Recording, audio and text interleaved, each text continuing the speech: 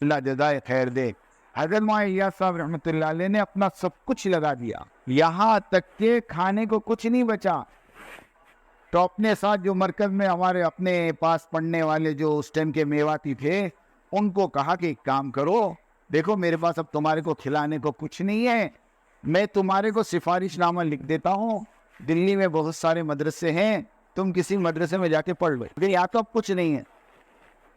تو ان بچوں نے اور میواتیوں نے, بچے تو نہیں بڑے تھے وہ, ان میواتیوں نے مولانا الیاس سے کہا کہ اچھا ہم تو چلے جائیں دوسرے مدرسے میں, تو تم یہاں کیا کرو گے؟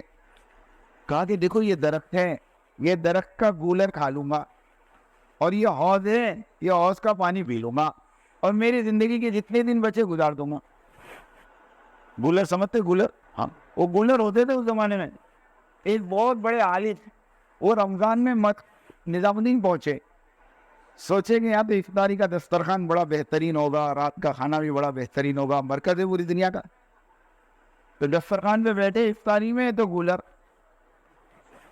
کہا ٹھیک ہے ابھی گولر سے افطاری کر لیتے ہیں, عشاء کے بعد تو کھانا ملے گا ہی. عشاء کے بعد بھی دسترخوان بچھا, وہی گولر, سحری میں وہی گولر. جب میں پوچھا مولانا الیاس سے, مولانا الیاس نے کہا ہماری تو سحری بھی گولر, افطاری بھی گولر. ہمارے وہاں محبوب صاحب کہتے ہیں 1981 میں جب حیدرآباد میں اجتماع تھا, تو حضرت جی مولانا انعام الحسن صاحب رحمۃ اللہ علیہ کے لیے فنڈال میں کولر لگایا گیا. تو مولانا انعام صاحب کہتے تھے کام گولر سے کولر تک پہنچ گیا. کیا کہتے تھے؟ کام کہاں سے کام ہوا دیا ہے, گولر سے کولر. یہ جملے تھے مولانا انعام صاحب کے. تو وہ بچے میواتی جو پڑھتے تھے وہاں کے ساتھ رہتے تھے, انہوں نے کہا کہ حضرت جب آپ گولر کھا کر اور پانی پی کر گزارا کر سکتے تو ہم بھی آپ کے ساتھ گولر کھائیں گے, پانی. جب کھانے کے زمانے میں آپ کو نہیں چھوڑا تو فاقے کے زمانے میں آپ کو کیسے چھوڑے؟ یہ اس گھر کا حال بتا رہا ہوں, کچھ بھی نہیں کھانے کو, بیوی بھوکی ہے, بچے بھوکے ہیں. مولوی یوسف صاحب اکیلے ہی تو تھے, مولوی یوسف صاحب اکیلے ہی تو تھے. ایک مرتبہ کا واقعہ ہے, اس کے بعد سے نظام الدین فاقہ نہیں آیا. میں وہ واقعہ سنا دوں خالی آپ کو. ایک مرتبہ کا واقعہ ہے کہ جماعت کھانا کھائی, ان کو کیا تکلیف ہے, جماعت کھانا کھائی, جماعت کھانا کھائی, پیٹ میں تھوڑا کھانا بچ گیا. تو مولانا الیاس صاحب رحمۃ اللہ علیہ نے سائیڈ میں سے پلیٹ کو صاف کیا, کھانے کو بیچ میں کیا, اور ایک پردہ ہوا کرتا تھا گھر میں اور مسجد کے بیچ میں, وہ پلیٹ اٹھا کر پردے کے پیچھے دی, اور اپنی بیوی سے کہا کہ یہ کھانا تھوڑا سا بچا ہے, تم اور یوسف کھا لو. اب وہ پلیٹ اندر گئی, دسترخوان بچھا, پلیٹ رکھی, مولوی یوسف صاحب نے اور ان کی امی نے ہاتھ دھویا, اور جیسے دسترخوان پر بیٹھ کر پہلا نوالا بھی اٹھایا بھی نہیں تھا, اتنے میں پردے کے پیچھے سے آواز آئی, ارے ایک اور جماعت آ گئی, وہ کھانا واپس کر دے.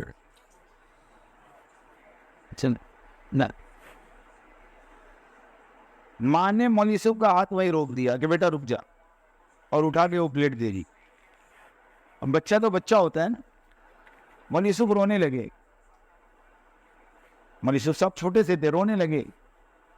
مولوی الیاس کو پتا چلا, تو مولوی الیاس صاحب رحمۃ اللہ علیہ کو پتہ نہیں کیا ہوا, وہ اپنے کمرے میں گئے اور دروازہ اندر سے بند کر دیا, دروازہ اندر سے بند کر دیا, اور 20 منٹ یا آدھا گھنٹہ کچھ اندر کیا معلوم کیا کیا. اس کے بعد دروازہ کھول کے جب باہر آئے تو اپنی بیوی سے اور بیٹے یوسف سے اور اپنے ساتھیوں سے کہا کہ آج کے بعد اس چار دیواری میں قیامت تک فاقہ نہیں آئے, میں نے اپنے رب کو منوا لیا ہے. تو یہ وہ ہستیاں ہیں, یہ وہ ہستیاں. جب مولانا الیاس صاحب رحمۃ اللہ علیہ کے زمانے میں فاقے شروع ہو گئے نا نظام الدین میں, تو دلی والوں کو پتا چلا, کہ دلی والے دوڑے ہوئے آئے اور آ کر کہا حضرت یہ ہماری ساری پراپرٹی کے کاغذات ہم آپ کو دیتے ہیں, اس کو بیچ کر اس کا پیسہ مرکز کے اوپر لگا دو. عمر الیاس صاحب رحمۃ اللہ علیہ نے کہا یہ پیپر تم پکڑو, ان پیپر کی مجھے ضرورت نہیں, قسم خدا کی میں ابھی دعا کر دو اللہ یہ بنگلے والی مسجد کو سونے چاندی کا بنا دے. تم کیا سمجھتے ہو میرے اللہ کو؟ کیا میرا اللہ ان ٹکڑوں کا محتاج ہے؟ یہ استغنا تھا, یہ استغنا تھا.